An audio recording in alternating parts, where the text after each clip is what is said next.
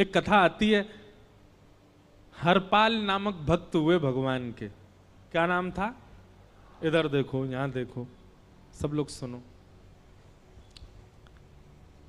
तो हरपाल नाम के एक भक्त थे भगवान के, खूब भजन करते थे, खूब साधना करते थे, नाम जप करते थे, कथा सुनते थे, लेकिन वो ब्याह नहीं कर रहे थे। क्यों? उनकी इच्छा थी कि जैसा मैं भजन करता हूं, जैसी मेरी भक्ति है, जैसा मेरा भाव ठाकुर जी के प्रति है, ऐसी कन्या मिले तो मैं ब्याह करूंगा, नहीं तो जीवन भर ऐसे ही रहूंगा। तभी उनके किसी रिश्तेदार ने आकर के बताया, बोले तेरे लायक कन्या मिल गई मुझको। तो हरपाल जी बोले, क्या क्या गुण है उस कन्या का? बोले उस कन्या ने शर्त रखी है, मैं उसी से ब्याह करूंगी जो रोज 1000 संतों को प्रसाद पवाता हो। हरपाल जी बोले, अब तो मुहूर्त भी नहीं निकलवाना, कल ही ब्याह करवा दो मेरा। ऐसी कन्या से तो मैं बिना मुहूर्त के ब्याह करूं। मुहूर्त उसके संग देखा जाता है जिसके संग यह संकोच हो या फिर यह दुविधा हो कि पता नहीं जीवन कैसा चलेगा। इससे तो मुझे भरोसा है बढ़िया जाएगा मेरा जीवन, इसी से ब्याह करा दो। कन्या ने शर्त रखी, हरपाल जी हम आपसे ब्याह तो कर रहे हैं, पर हमारी शर्त मंजूर है ना? रोज 1000 संतों को प्रसाद पवाना पड़ेगा। बोला मैं निश्चित करूंगा, आप ब्याह कर लो। और ब्याह हो गया। हरपाल जी रोज 1000 महात्माओं को प्रसाद पवाते। अब देखो, अगर कोई संकल्प ले ले कि मैं 1000 महात्माओं को प्रसाद पवाऊंगा,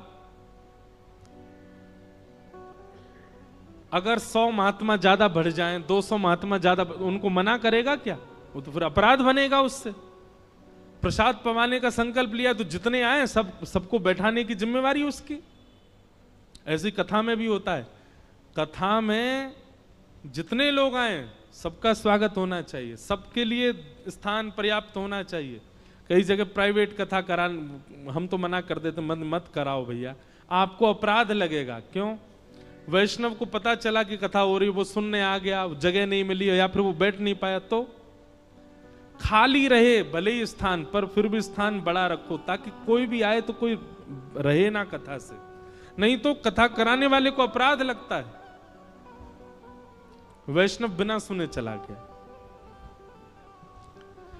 तो हरपाल जी ने नियम ले लिया, रोज 1000 महात्माओं को भोजन कराते। अब 1000 की जगह कभी कभी 1200 भी हो जाते, 1300 भी हो जाते, 1500 भी हो जाते। लेकिन हरपाल जी करते कुछ नहीं थे, कमाई का कोई जरिया नहीं था, केवल दादा परदादाओं की पुश्त से जो उनके पुश्तैनी धन था उसी को ही खर्च करते जा रहे थे। 1 साल तक बढ़िया चला, 1.5 साल बढ़िया चला, लेकिन 1.5 साल बाद धीरे धीरे धन खत्म होने लगा। जैसे ही धन खत्म होने लगा, हरपाल जी बड़ी चिंता में आ गए, क्या करें।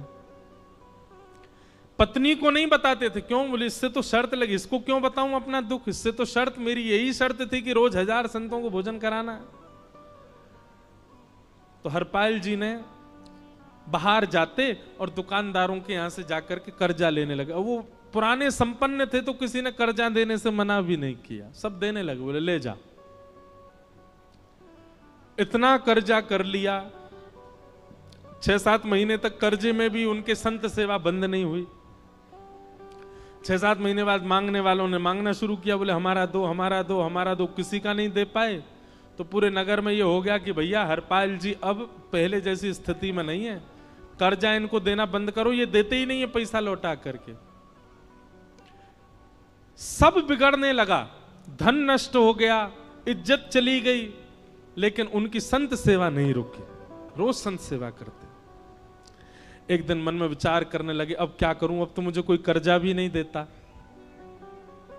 गहने भी सारे बिक गए, धन भी सारा खत्म हो गया। तो हरपाल जी ने मन बनाया कि मैं चोरी करूंगा, और चोरी करके ठाकुर जी, आप लोग मत करना ऐसा, चोरी करूंगा। हरपाल जी चोरी करने जाने लगे, लेकिन हरपाल जी का नियम था कि वो किसी के धन की चोरी नहीं करते थे। संपन्न लोगों के घर में जाते थे और उनकी रसोई घर की सामग्री चुरा लाते थे, चीनी, दाल, आटा, चावल, मूंग, नमक मिर्च, ताकि भंडारा हो जाए सवेरे। इस प्रकार महाराज चोरी होने लगी। एक घर की हुई, दो घर, अब तो हल्ला होने लगा। बोले कि घरों की सामान राशन चोरी हो जाता है। वो बड़ा विचित्र चोर है, धन नहीं चुराता है, राशन चुरा के भागता है। ऐसी चोरी होने लगी महाराज। अब तो लोगों ने अपने अपने घरों में पहरेदारी शुरू कर दी कि चोरी ना हो। तो हरपाल जी को और दिक्कत होने लगी, क्या करें कैसे करें। धीरे धीरे हरपाल जी इस स्थिति में आ गए कि अब संपन्न लोगों के यहां उन लोगों को ढूंढते जो ना कभी संत सेवा करते ना वैष्णव सेवा करते, और उन लोगों के यहां जाकर के थोड़ा बहुत धन चुरा लेते, स्वर्ण चुरा लेते। करना कुछ नहीं, अपना घर नहीं बनाते थे, बसाते थे, संत सेवा करते थे। ठाकुर जी रीझ गए हरपाल से। ठाकुर जी बोले देखो ये सब चोरी कर करके और मेरे संतों को पवारा है। ठाकुर जी बोले इस पर अनुग्रह करने जाना है। भगवान सिंहासन से उठ करके तैयार होने के लिए गए और बढ़िया महाराज नकली सी मूछ लगा करके, ऊपर सिर पर पाग पहन करके और थोड़ा पेट सा बाहर निकाल के, गले में खूब सारी जंजीर डाल के, हाथों की हर उंगली में अंगूठी पहन करके, सोने की जूतियां डाल करके, कौंधनी सोने की पहन करके, और एक बैंत समझते वृद्ध लोग लेकर के चलते, बैंत सोने का मड़ा हुआ बैंत लेकर के ठाकुर जी तैयार हो गए, एक सेठ जी बन गए। लक्ष्मी भैया ने पूछा भगवान बड़ा सुंदर स्वरूप धारण किया, कहां जा रहे हो? बोले अपने एक भक्त से मिलने जा रहे हैं। रुक्मणी जी बोली मैं भी चलूंगी। भगवान बोले तुम मत चलो, तुम उसको पहचान नहीं पाओगी, तुमसे अपराध बनी जाएगा। बोले नहीं नहीं, भक्त दर्शन करने मैं तो जाऊंगी। भगवान बोले जल्दी तैयार हो जाओ। सब लोग इधर देखो, वहां से कोई सामग्री आ रही है, कथा यहां हो रही है, इधर देखो, और फिर हम आंख बंद कर लेंगे चाहे आप कहीं देखो। आंख खुली है तो हमको ही देखो। रुक्मणी जी एक सेठानी बन गई, ठाकुर जी सेठ जी बन गए, और दोनों ने मन में विचार किया कि हरपाल जी को दर्शन देना है। और यहां हरपाल जी की स्थिति क्या थी? अब संत सेवा के लिए कहीं से भी धन नहीं मिल रहा था। तो हरपाल जी एक मार्ग पर जाकर के बैठ गए और सोचने लगे कोई धनवान यहां से निकलेगा तो उसको लूट लूंगा, और लूट के भाग जाऊंगा, सारा धन संत सेवा में लगा दूंगा। तभी उस मार्ग पर कोई और तो आया नहीं, ठाकुर जी सेठ बन करके आ गए। और महाराज खूब सारे गहने पहन करके, पाग बढ़िया सोने की जड़ाऊ पाग पहन करके, ऐसे वस्त्र पहन करके, और छम छम करते चलते आ रहे हैं। उन गहने ही बज रहे हैं ठाकुर जी के।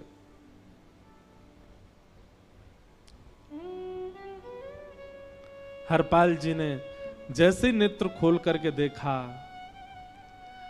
ठाकुर जी के रूप यौवन और सबरी उनके श्रृंगार को देख करके हरपाल जी बोले ये तो एक आध साल के भंडारे की व्यवस्था आ रही है सामने से।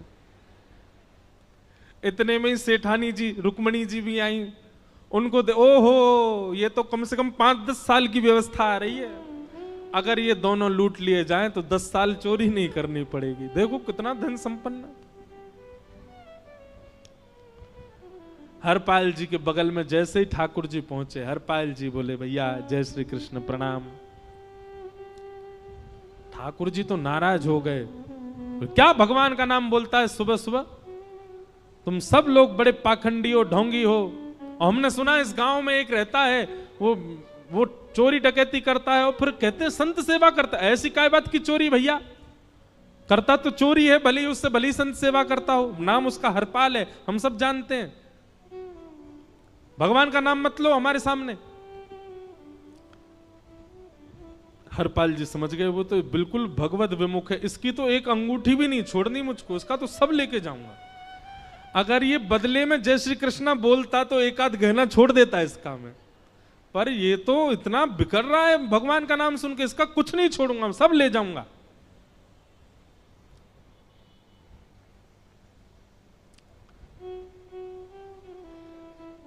हरपाल जी बोले हाँ भैया एक रहता तो है डकैत इस गांव में, और उसका कोई पता नहीं है, वो कभी भी आ जाता है। लेकिन एक मार्ग जंगल में होकर के है, उसमें गांव में नहीं जाना पड़ता। जंगल से गुप्त चुप निकल करके पूरे गांव पार हो जाएंगे, आप शहर पहुंच जाओगे। उसका रास्ता मुझे ही पता है। सेठ जी बोले तो तुम हमको पार करवा दो। हरपाल जी बोले मैं पार तो करवा दूंगा, लेकिन भगवान मेरे घर कुछ मेहमान आए हैं, उनके भोजन आदि की व्यवस्था के लिए मैं तो बाजार आया था, मेरे पे धन नहीं है। आप यदि मुझको कुछ दे देंगे तो मैं घर पर व्यवस्था करके आऊंगा, तुरंत आपको लेकर के गांव पार करवा दूंगा। ठाकुर जी ने उसको कुछ सोने की मोहर दे दी। बोले लो तुम अपने घर की व्यवस्था कर आओ। हरपाल जी ने सामग्री खरीदी, घर पर पहले व्यवस्था करके आए। बोले आज की व्यवस्था हो जाए, क्योंकि आज तो 10 साल का सब चोरी करना समय लगेगा। पत्नी से कहा भोजन प्रसादी बनाओ, संतों को पवाओ। संत पूछेंगे मैं कहां है, तो कहना कि आप लोगों की 10 साल की व्यवस्था करने गए आज। हरपाल जी लौट करके आए और सेठ जी से कहा आइए आइए चल दीजिए मेरे साथ और हमारे संगी चलना बिल्कुल। ठाकुर जी रुक्मणी जी चलने लगे। जैसे ही विहंगम जंगल में पहुंचे, भयंकर भयावह जंगल, बीच जंगल में जैसे ही पहुंचे, हरपाल ने पीछे मुड़ करके देखा, दोनों चले आ रहे हैं। तुरंत महाराज वो तो अपने रूप में आ गया, शेर की तरह गर्जना करने लगा, अपनी लाठी धर दी सामने और अपने सिर का स्वाफा निकाल करके सामने बिछा दिया। भगवान जो सेठ जी के रूप में आया, भगवान बोले भैया ये क्या कर रहे हो? बोले मैं ही हरपाल हूं। सारे सामग्री निकालो, डाल दो यहां पे, एक चीज भी मत छोड़ना, नहीं तो तुम जानते नहीं हो तुम्हारा क्या करूंगा। ठाकुर जी तो थर थर कांपने लगे। रुक्मणी जी बोली देखो कैसा नाटक कर रहे हैं। रावण के आगे नहीं डरे थे, कुंभकर्ण के आगे नहीं डरे, हिरण्यकश्यप के आगे नहीं डरे, और वो हरपाल के आगे ऐसे कांप रहे हैं। भगवान तो मन की सब समझ जाते हैं, कौन ही मारने, वो तुम भी कांपो क्यों? बोले भक्त है भैया, ये हमारो भक्त है। अनुब्रजम में हम नित्यम पूये ये तन्य रेणु भी, इसने हमारे लिए सब गवा दिया, हमारे वैष्णव संतों के लिए सब लुटा दिया, इसके आगे भयभीत होने में कोई लज्जा नहीं। लक्ष्मी नारायण दोनों कांप रहे हैं और हरपाल कह रहा सब निकालो। ए सेठानी जी कान के कुंडल उतारो। कान कुंडल उतार दिए, नाक की नथनी उतार दी, सब उतार के धर दिए, हाथों के सब कड़ूला आदि भी धर दिए। भगवान ने भी अपने सब उतार। बोले बैंत कहां लेके जा रहे हो? उसको भी धर दो। बोले अरे भैया बुढ़ापे की लाठी, हम गिर जाएंगे। बोले कुछ नहीं गिरोगे, धर दो इसको। जीवन में कभी राम ना, जय श्री कृष्ण बोलने पे चिल्ला रहे थे मुझ पे, रखो इसको यहां पे। सारा धर दिया। बोले बहुत बढ़िया हो गया, अब 10 साल की व्यवस्था हो गई। इतने में भगवान की कनिष्ठ उंगली में एक अंगूठी थी। हरपाल बोला ये कहां बचा के ले जा रहे हो, उसको दो। बोले अरे भैया ये तो बहुत बचपन की हमारी अंगूठी है और ये आज तक हमारी निकली ही नहीं है और ये निकल ही नहीं पाएगी, इसको बाहर हम निकाल ही नहीं सकते, इसको तो रहने दो हमारे पास। बोले तुम क्या जानो, इस अंगूठी से कम 1 हफ्ता संत भोजन होगा और तुम पे तो दया करनी नहीं है। चिल्लाए थे मुझ पे जय श्री कृष्ण बोलने पर, निकालो इसको। भगवान खूब प्रयास करें, वो नहीं निकले तो हरपाल जी ने उंगली पकड़ी। बोले इसको काट देता हूं मैं, तुम्हारे पास उंगली रहने का कोई काम नहीं है, तुम उंगली से करते ही क्या हो। और महाराज जैसे ही उंगली पकड़ करके काटने का मन किया, वो काटने ही वाले थे, इतने में ही द्वारिकाधीश भगवान शंख चक्र गदा पद्म धारण करके प्रकट हो गए सामने। रुक्मणी जी महालक्ष्मी के रूप में प्रकट हो गई और दोनों ने अपने अंक में हरपाल को भर लिया। हरपाल जी समझ नहीं पा रहे ये क्या हुआ, दूर हटे। बोले नाथ, बोले हम साक्षात द्वारिकाधीश, ये साक्षात रुक्मणी तुम्हारी भक्ति से प्रसन्न होकर तुमको दर्शन देने आए हैं। हरपाल जी घुटने के बल बैठ गए, रोने लगे, सर रख दिया चरणों में, पटकने लगे। बोले नाथ, मैंने अपने नाथ को लूटा, आज मैंने अपने स्वामी के साथ डकैती कर रहा था, मैं अपने स्वामी की उंगली काटने पर मजबूर हो गया था, इसका मतलब तो मैं पापी हूं। मेरा पाप इतना प्रचंड हो गया कि मैं आपके रूप को नहीं पहचान पाया। भगवान ने हृदय से लगा, नहीं हरिपाल, तुमने कभी अपने लिए प्रयोग थोड़ी किया। तुम्हारी पत्नी भूखे सो जाते हो, लेकिन संतों को भूखा नहीं जाने देते। ठीक है, उसके लिए भले ही तुमने वह गलत मार्ग अपनाया जो नहीं अपनाना चाहिए था, परंतु उसमें उद्देश्य कोई और तो नहीं था, मेरे जनों की सेवा ही तो थी, मेरे वैष्णवों की सेवा। और देखो हरपाल, एक मेरी बात सुनो, आज तुम्हारे मन में ग्लानि होती है कि तुमने दूसरों का धन हड़प करके और उससे संत भोजन कराया। वास्तव में इसका विधान शास्त्रों में यह बताया गया, जिसके धन से भोजन बना और संतों ने पाया, परोसा भले ही किसी ने भी हो, कार्यक्रम भले ही किसी ने भी कराया हो, पर धन जिसका लगता है पुण्य उसी को मिलता है। तुमने तो अपने गांव के, शहरों के उन लोग जो कभी संत सेवा नहीं करते थे, उनके धन चुरा चुरा करके उनको पुण्य बांटा है। तुमने कुछ गलत नहीं किया है। हां, अपने प्रयोग में यदि लेते तो पाप हो जाता, लेकिन तुमने तो एक रत्ती भी अपने प्रयोग में नहीं ली, सब संतों में लगा दी, और जितने लोगों का धन चुराया उन सबको पुण्य प्रदान कर दिया। हम तुमसे बड़े प्रसन्न हैं। हरपाल जी चरणों से लिपट गए, बोले नाथ आप बड़े कृपालु, बड़े दयालु। भगवान बोले अब हमने दर्शन दे दिया, अब हम जाएं। और सुनो, ये सारा धन हमने दिया है, 10 साल का नहीं होगा इससे। तो बोले जब तक तुम जीवित रहोगे तब तक की सेवा बनेगी, इससे संत सेवा चलती रहेगी। ये सारा धन आभूषण हम लेकर के इसीलिए आए थे ताकि तुमको अब कभी किसी से मांगना ना पड़े, किसी से हड़पना ना पड़े। भगवान जाने लगे तो हरपाल जी चरणों में गिर गए, बोले नाथ आज मैं आपके दर्शन कर पाया, मैं संत सेवा कर पाया, इसमें सबसे बड़ा योगदान मेरी पत्नी का है। उसने नियम नहीं बनाया होता तो शायद मैं कभी ऐसा नहीं करता।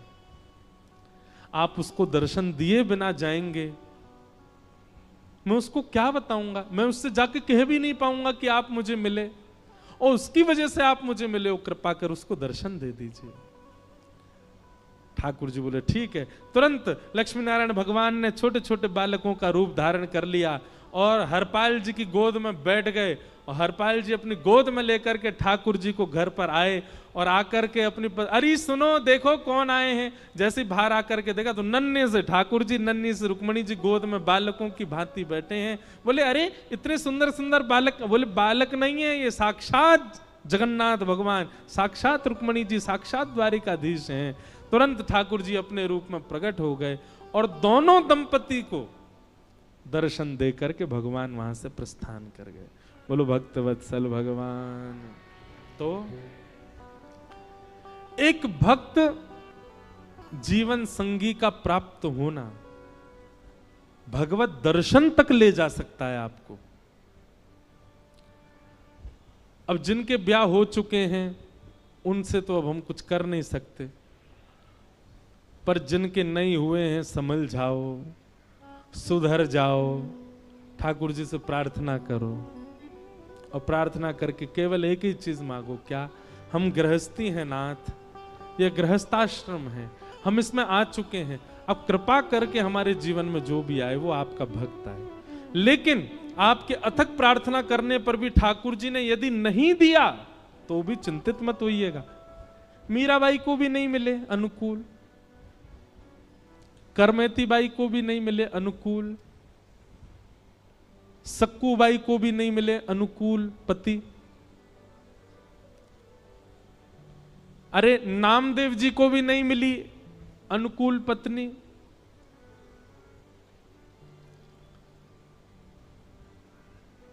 इसलिए अनुकूल मिल जाए तो भगवान की बहुत बड़ी कृपा, नहीं मिले तो उससे चिंतित मत होना। जो मोह, जो प्रेम पत्नी के प्रति होना है आपका, वो ठाकुर जी के प्रति हो जाएगा अगर अनुकूल नहीं मिला तो। इसलिए दोनों स्थिति में सम रहना, प्रयास करो कि ठाकुर जी अनुकूल दें। तो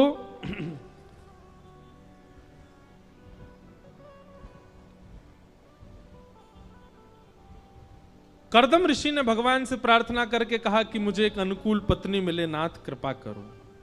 और कैसी पत्नी मिले जो मुझसे ज्यादा आपसे प्रेम करे, मुझसे ज्यादा आपका भजन करे, मुझसे ज्यादा आपको ध्याए।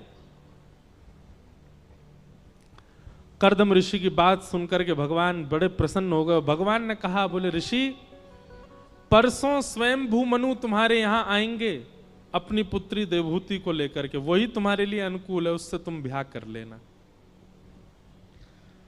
कर्दम ऋषि बोले, मतलब क्या मुझे कहना पड़ेगा कि अपनी बेटी से मेरा ब्याह करा दो? ये तो बड़ा अटपटा लगेगा।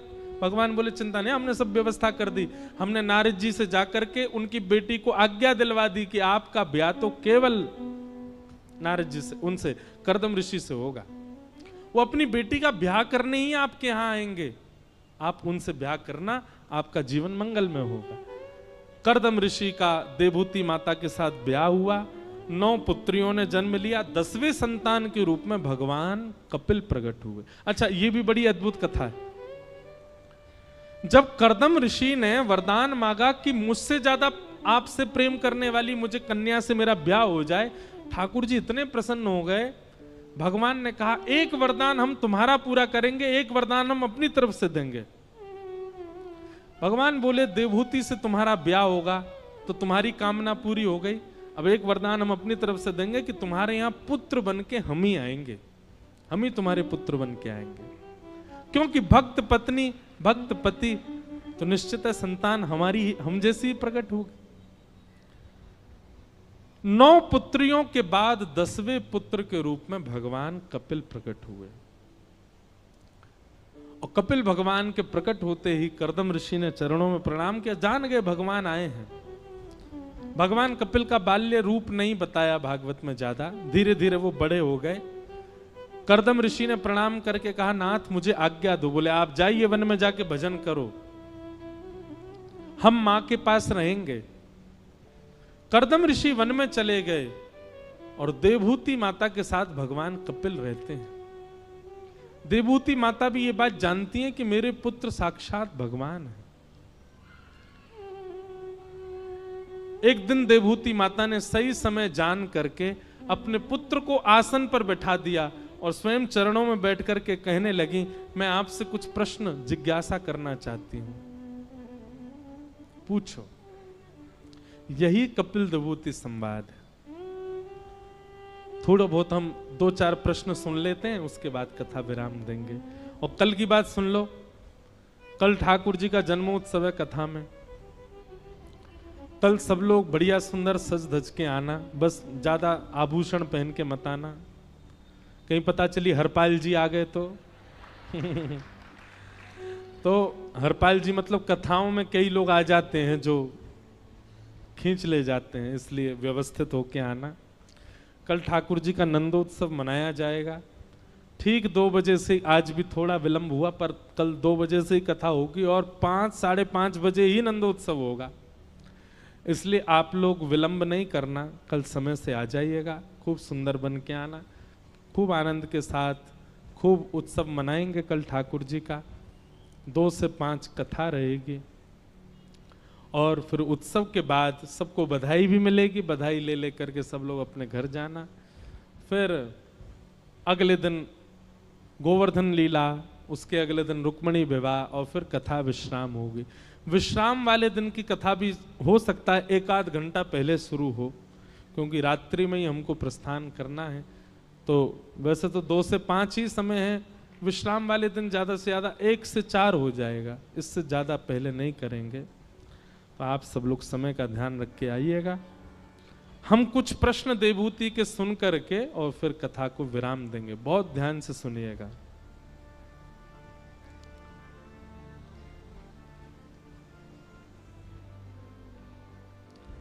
कि निर्वेणा नितराम भूमन असद इंद्रिय तर्षणात् येन संभाव्यमानेन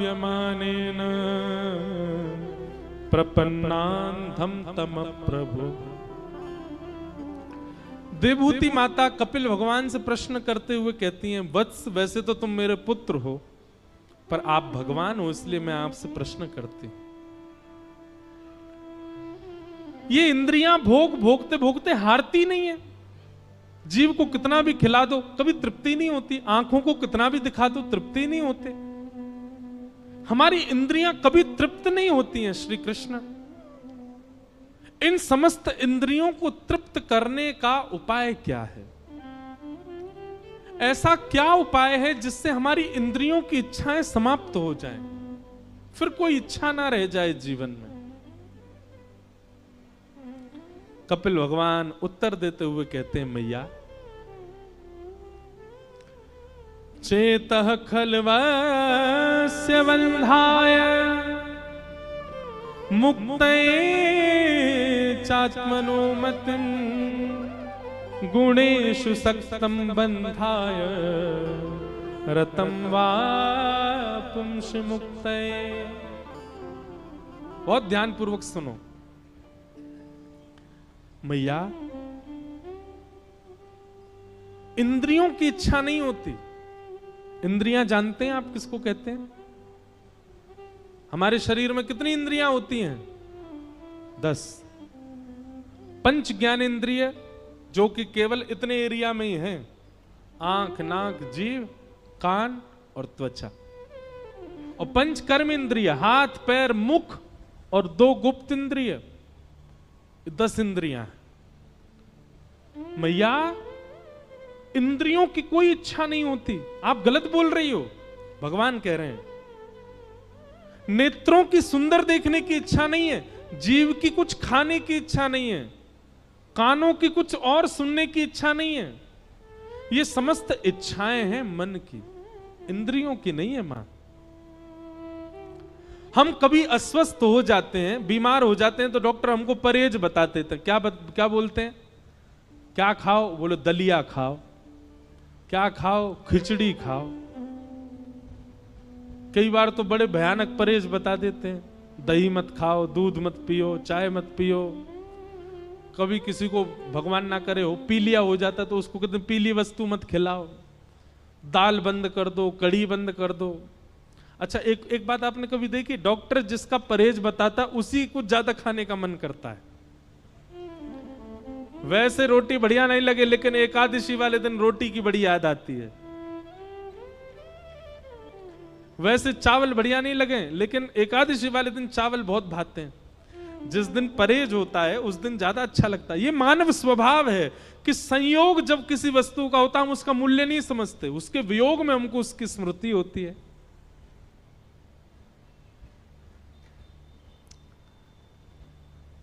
भगवान कह रहे हैं मैया इंद्रियों की इच्छा नहीं होती, इंद्रियों को तो जो दे दोगे वो स्वीकार कर लेंगी। इच्छा होती है मन की। आपका प्रश्न होना चाहिए कि मन कैसे सुधारें? इंद्रियां नहीं सुधारी जा सकती। किसी व्यक्ति को जेल हो जाए, उसको बोला जाए ए तुमने उस आदमी को गोली क्यों मारी? वो कहे मैंने नहीं मारी, मेरे हाथ ने मारी थी, मेरे हाथ को दंड दे दो। तो जज क्या कहेगा? ये पागल हो गया, इसको पागल खाने भेजो। क्यों भाई? हाथ तो वही करेगा जो तू चाहेगा। और तो ये चाहने वाली स्थिति किसकी होती है? मन की। कर्म तो मन ही करवाता है ना।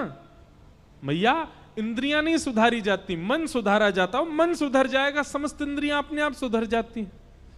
और मन को सुधारने का एक ही उपाय है, क्या? सत्संग। मन केवल एक भाव से सुधरेगा, सत्संग से। अच्छा, सत्संग किसको कहते हैं? सत्संग का मतलब पता है? बोले हाँ, जो हम 2 बजे से बैठ के यहां कर रहे हैं ये सत्संग है। यह ही सत्संग नहीं है। धोती पहन के रहना यह भी सत्संग है। तिलक धारण करके रहना यह भी सत्संग है। कंठी माला पहनना यह भी सत्संग है। किससे बात करना, किससे ना करना यह भी सत्संग है। क्या खाना, क्या नहीं खाना यह भी सत्संग है। आपकी संपूर्ण दिनचर्या सत्संग कहलाती है। क्या खाते हो, क्या पहनते हो, कहां जाते हो, किससे मिलते हो, कैसे बोलते हो, कैसे। अरे लेटना भी सत्संग होता है। लेटने का तरीका, कई लोग बैठते कैसे, सोफा पे ऐसे बैठ जाते हैं, अधर होकर के हाथ पाम ऊपर कर लिए, पाम सामने टेबल पर धर लिए, उसके बैठने की अदब से ही पता चलता है कि ये अच्छा आदमी नहीं। पर कोई बैठता हो डिसेंट तरीके से, ऐसे सुख आसन में बैठ जाता हो, मेरुदंड सीधा रखता हो, अपनी गर्दन सीधा रखता हो, उसके स्वरूप से पता है सत्संगी है।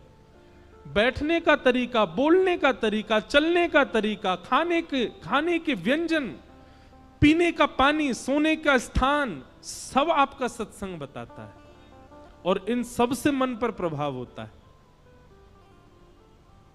ये सब सत्संग कहलाते हैं। सदपुरुषानाम संग इति सत्संग, सदग्रंथानाम संग इति सत्संग, सदव्यंजनानाम संग इति सत्संग, सब सत्संग है। मां, सत माने भगवान, और आपकी हर स्थिति ऐसा संग करती है जिससे भगवत प्राप्ति हो, वो सब सत्संग कहलाता है।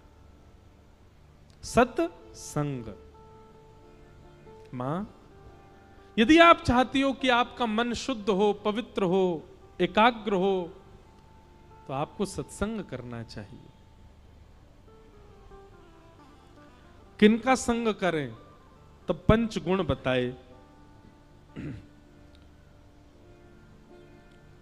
कौन कौन से पंच गुण? तितिक्षवः कारुणिका सुहृदः सर्वदेहिनां, अजात शत्रवः शांता साधवः साधुभूषणा। जो सहनशील है, जिसके अंदर दया है, सब प्राणी मात्र के लिए भला चाहता है, जिसका कोई शत्रु नहीं है, और जो शांत रहता है, ये पंच लक्षण जिसमें है मैया, उसका संग करो, आपका मन अपने आप सुधर जाएगा। सत्संग की विधा और मन एकाग्र की विधा भगवान ने यहां पर बताई। देवहूति माता ने अगले प्रश्न कई किए, फिर प्रश्न किया कि आपके दर्शन में सबसे पहले कौन से अंग को देखना चाहिए? तो भगवान कहते हैं सबसे पहले मेरे दर्शन में मेरे चरणों का दर्शन करना चाहिए। संचिन्तयेत् भगवतश्चरणारविन्दं, वज्रांकुशध्वज सरोरुहलाञ्छनाट्यम्, उत्तुंगरक्तविलसन्नख चक्रवाल, ज्योत्स्नाभिराहत महद हृदयान्धकारम्। हम लोगों को दर्शन करना नहीं आता। कई लोग कैसे दर्शन करते हैं? मंदिर में गए, देख लिए ठाकुर जी। कई लोग तो मंदिर में गए, ठाकुर जी के आगे जाके आंख बंद कर लेते हैं। भाई, दर्शन करने आए हो, इतने बड़े अंतर्मुखी हो गए हो कि बिना देखे ही ठाकुर जी दिख रहे हैं चित्त में आपको। भगवान के सामने जाके आंख बंद नहीं करनी चाहिए। ठाकुर जी को तो निहारो, देखो, वंदन करो। लेकिन दर्शन भी कैसे करें? तो कहते हैं सबसे पहले भगवान के श्री चरणों का दर्शन करो। श्री चरणों के बाद उनके घुटने देखो, फिर कटी भाग देखो, फिर वक्ष देखो, ग्रीवा देखो, अंत में मुख देखो। हम कई बार तो दर्शन करने जाते हैं, मुख ही देखते हैं, चरण देखते ही नहीं ठाकुर जी के। और देखो, कई जगह ऐसा है कि चरण दर्शन नहीं होते। जैसे हमारे बिहारी जी साल में एक ही बार दर्शन देते हैं चरणों के, अक्षय तृतीया। तो क्या करें? तो जिस ऐसे देव के दर्शन करो जिनके चरण दर्शन नहीं हो रहे हैं, तब उनके जिस अंग का नीचे दर्शन हो रहा है वहां से लेके ऊपर तक दर्शन करके चरणों की भावना रख लो। भावना मतलब विचार कर लो, ठाकुर जी के कैसे चरण हैं। तो सुनो, उत्तुंग रक्त विलसन्नख चक्रवाल, कमल जैसे ठाकुर जी के चरण हैं। ध्याकुर जी के नख जो हैं ऐसे लगते हैं मानो एक एक चंद्रमा विराजमान हो, ऐसा प्रकाश उत्पन्न हो रहा है। वज्रांकुश ध्वज सुरोरुहलांचनाड्यम, वज्र, अंकुश, ध्वजा आदि आदि चिन्ह भगवान के चरणों में है। ये सब विचार कर लो। लेकिन सर्वप्रथम दर्शन भगवान के चरणों का ही करो। हमने एक कथा में एक बात कही थी कि आप एक नियम बना लीजिए। क्या? 15 दिन तक अपने प्रिय मंदिर जाओ और मंदिर जाकर के केवल ठाकुर जी के श्री चरणों का दर्शन करो, मुख का दर्शन मत करना। आपका आकर्षण होगा उनके मुख की ओर, वो कितने भी सुंदर बन के क्यों ना खड़े हों, कितने भी अच्छे प्यारे क्यों ना लग रहे हों, आप जाकर के नेत्रों से गाढ़ करके केवल उनके चरणों को देखना, मुख मत देखना। 15 दिन बाद आप अनुभव करेंगे कि 15 दिन तक आपने ठाकुर जी के चरणों के दर्शन किए, तो 15वें दिन आपके स्वप्न में या आपके नेत्रों में ठाकुर जी खुद अपना मुख दिखाने आएंगे। ये चरण दर्शन से मिलने वाला फल है। 15 दिन बाद ठाकुर जी खुद आ जाएंगे। अरे रोज आवे देखे ना, हम देख मैं कैसा लग रहा हूं आज। ठाकुर जी के चरणों में चरण साधारण नहीं है ठाकुर जी के। उन चरणों का नित्य दर्शन करो। जिसके मन में ये अभिलाषा हो कि मुझे ठाकुर जी को स्वप्न में देखना है, 15 दिन तक ठाकुर जी के चरणों का चिंतन करो। 15 दिन भी बहुत बता रहे हैं हम। आप संकल्प धारण करो, 1 हफ्ता व्यतीत होते ही ठाकुर जी स्वप्न में दिखेंगे। बस शर्त यह है कि ठाकुर जी का मुख मत देखना, मंदिर जाके चरण ही देखो।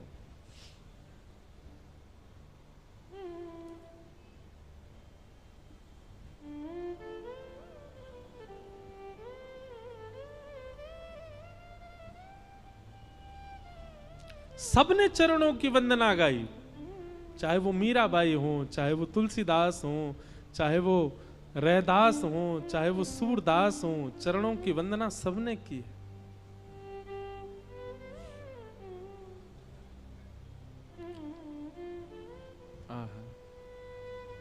मीराबाई कहती हैं, हरि चरणा चित राची, गिरधर जन्म मरण रा साथी। मीराबाई कहती हैं, गोवर्धन गिरधारी जी सुध लेना हमारी।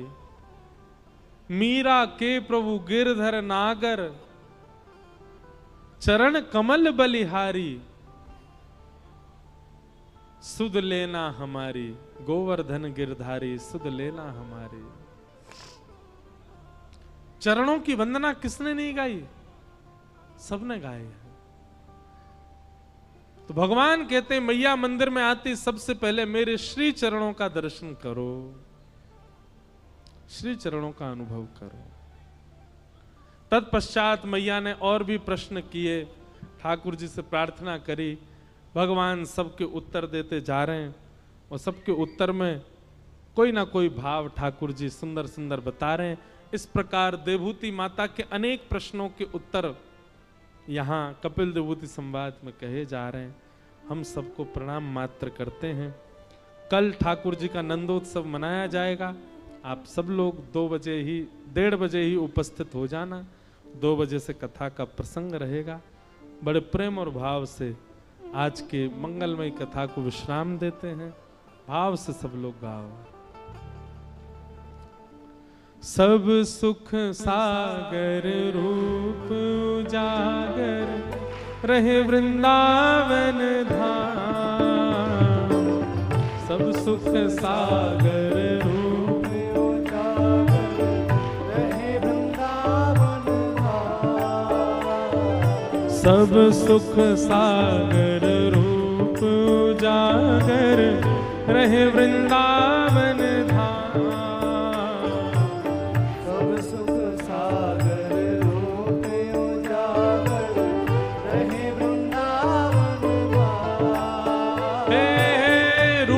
गोस्वामी प्रगट कियो जहां, रूप गोस्वामी प्रगट कियो। रूप गोस्वामी प्रगट कियो जहां, रूप गोस्वामी प्रगट कियो। राधा गोविंद रूप निधान, वृंदावन प्यारो वृंदावन। हे श्री वृंदावन मेरो वृंदावन। रूप गोस्वामी प्रगट कियो जहां, रूप गोस्वामी प्रगट कियो। राधा गोविंद रूप निधान।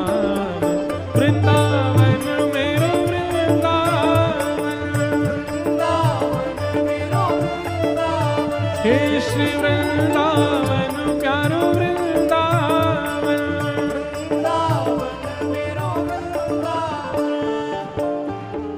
बिहरत निस दिन कुंज गलन में, ब्रज जन मन सुख धाम।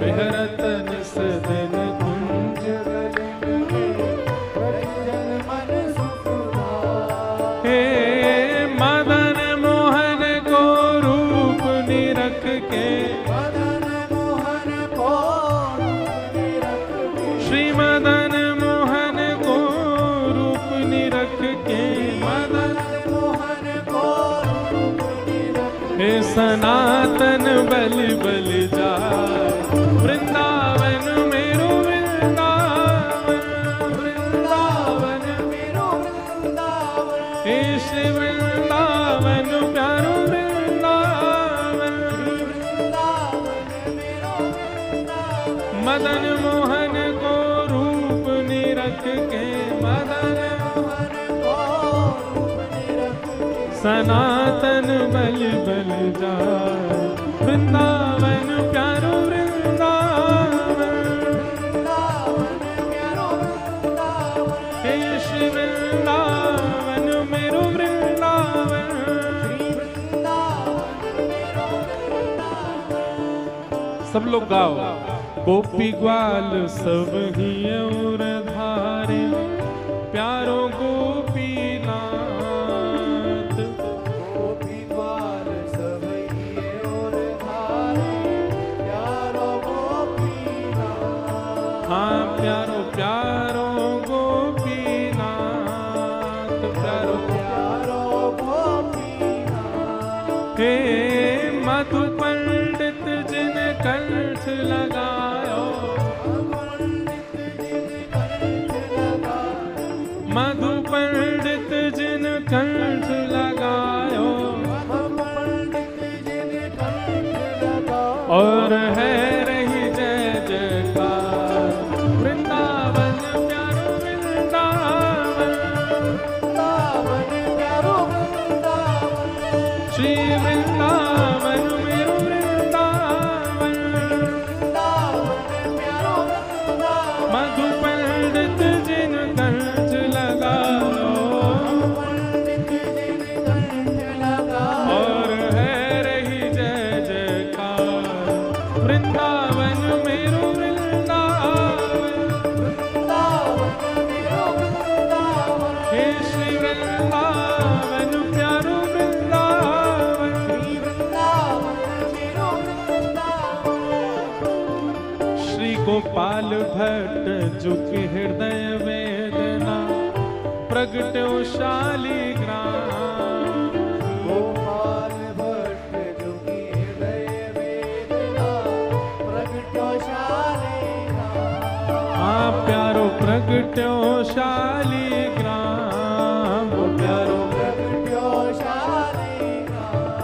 हे रूप सुधा को खान हमारो, रूप सुधा को खान हमारो, रूप सुधा को खान हमारो, रूप सुधा को खान हमारो। हे प्यारो राधा रमण जुलाल, वृंदावन मेरो वृंदावन, वृंदावन मेरो वृंदावन, हे श्री वृंदावन प्यारो वृंदावन, वृंदावन प्यारो वृंदावन, रूप सुधा को खान हमारो, रूप सुधा को खान हमारो, वृंदावन में सब तेरा, वृंदावन में सब तेरा, श्री राधा रमण जुलाल, वृंदावन मेरो वृंदावन, वृंदावन मेरो वृंदावन, हे श्री वृंदावन प्यारो वृंदावन, वृंदावन मेरो वृंदावन।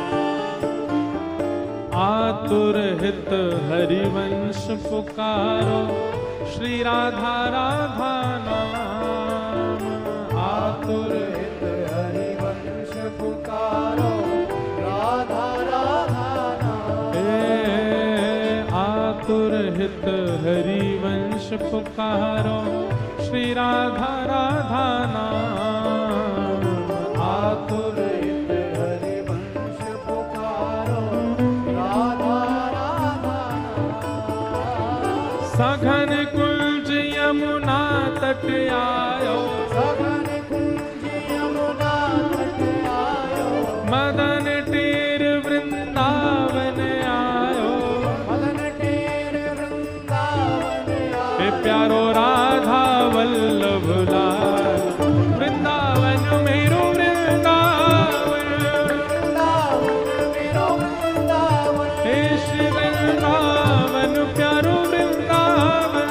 वृंदावन मेरो वृंदावन। मदन टेर यमुना तट आयो, मदन टेर हे प्यारो राधा वल्लभ लाल, वृंदावन प्यारो वृंदावन। वृंदावन प्यारो वृंदावन। हे श्री वृंदावन मेरो वृंदावन। वृंदावन प्यारो वृंदावन। जुगल किशोर को लाड़ लड़ायो, नवल कुंज ही अमान। जुगल किशोर को लाड़ लड़ायो, नवल कुंज ही मां। हे कुंजन कुंजन की रज धारे, कुंजन की रज धारे। कुंजन कुंजन की रज धारे। कुंजन की रज धारे। ओ हरि व्यास युगल यशदार, वृंदावन मेरो वृंदावन। वृंदावन मेरो वृंदावन। हे श्री वृंदावन प्यारो वृंदावन। वृंदावन मेरो वृंदावन। कुंजन कुंजन की रज धारे, कुंजन की रज धारे। ओ हरि व्यास युगल यशदार, वृंदावन मेरो वृंदावन। वृंदावन मेरो वृंदावन। हे श्री वृंदावन प्यारो वृंदावन। वृंदावन प्यारो वृंदावन। भुवन चतुर्दश की सुंदरता, निधिवन करत बिहार। भुवन चतुर्दश की सुंदरता, निधिवन करत बिहार। प्यारो निधिवन करत बिहार। प्यारो निधिवन करत बिहार। भुजा उठा के कहो, श्यामा प्यारी कुंज बिहारी। श्यामा प्यारी कुंज बिहारी। श्यामा प्यारी बांके बिहारी। श्यामा प्यारी बांके बिहारी। और जय जय श्री हरिदास, वृंदावन मेरो वृंदावन। वृंदावन मेरो वृंदावन। हे श्री वृंदावन प्यारो वृंदावन। वृंदावन प्यारो वृंदावन। श्यामा प्यारी कुंज बिहारी। श्यामा प्यारी कुंज बिहारी। और जय जय श्री हरिदास, वृंदावन मेरो वृंदावन। वृंदावन प्यारो वृंदावन। हे श्री वृंदावन प्यारो वृंदावन। वृंदावन प्यारो वृंदावन। जिनकी कृपा से यह रस प्रकट्यो, वृंदावन अभिराम। जिनकी कृपा से है रस प्रगटो, वृंदावन अभिराम। हे सप्तनिधिन को ही उजियारो, सप्तनिधिन को ही उजियारो। यह आनंद करवावे वारो। यह आनंद करवावे वारो। हम सबको मिलवावे वारो। हम सबको मिलवावे वारो। हे हमारो गिरधर लाल, वृंदावन मेरो वृंदावन। वृंदावन मेरो वृंदावन। हे श्री वृंदावन प्यारो वृंदावन। वृंदावन मेरो वृंदावन। जय राधे राधे, राधे राधे। श्री राधे सुत सुत प्यारी जय राधे राधे बरसाने वारी राधे राधे हरिदास दुलारी हरिवंश प्यारी गिरधर की प्यारी हमारी प्यारी बरसाने वारी राधे राधे वृषभानु दुलारी राधे राधे ब्रज की है रानी राधे राधे जय राधे राधे श्री राधे राधे जय राधे राधे राधे जय राधे राधे राधे जय राधे राधे जय राधे राधे जय राधे राधे जय राधे राधे श्री राधे राधे जय राधे राधे जय जय श्री राम जय जय श्री राम जय जय श्री राम बोल वृंदावन बिहारी लाल की श्री राधा रमण लाल की श्री राधा वल्लभ लाल की जय जय श्री नमः पार्वती पते हर हर महादेव। आप सब लोगों को बहुत बहुत जय श्री कृष्ण, जय सिया राम, जय श्रीमन नारायण। कल लाल जी के दर्शन वही 11 से 12 हैं और कथा का समय 2 से 5 बजे तक कल नंदोत्सव होगा। पुनः मिलेंगे। सबको जय श्री कृष्ण। पूज्य व्यासपीठ को नमन करते हुए